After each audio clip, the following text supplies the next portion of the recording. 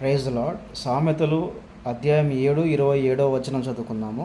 దాని ఇల్లు పాతాళమునకు పోవు మార్గము, ఆ మార్గము మరణశాలలకు దిగిపోవును. ఇక్కడ పాతాళం అంటే పాతాళంలో అగ్ని ఉంటుందనే విషయం, యాతన ఉంటుందనే విషయం మనకు తెలుసు కదా. దాని ఇల్లు పాతాళమునకు పోవు మార్గం. దాని అంటే ఇక్కడ ఎవరి గురించి ఇక్కడ చెప్తున్నారు అంటే, దాని అంటే ఎవరు అంటే జారశ్రీ. ఏ స్త్రీ అయితే బాగా వ్యభిచారం చేస్తూ జీవిస్తూ ఉంటుందో, ఆ వ్యభిచారం చేసుకుంటూ ఆమె సంతోషంగా అందులోనే సంతోషంగా ఆనందం అనుకుని అక్కడ అందులోని వ్యభిచారంలో జీవిస్తూ అదేగా జీవితం, వ్యభిచారమే మంచిది, వ్యభిచారంలోనే వెళ్ళిపోతుంది చూడండి.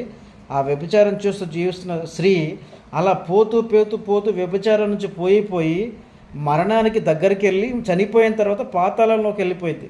ఇక పాతాళంలో అగ్నిలో ఆమెకి ఎప్పుడు కూడాను యాతన ఉంటుంది. ఈ జార స్త్రీలకి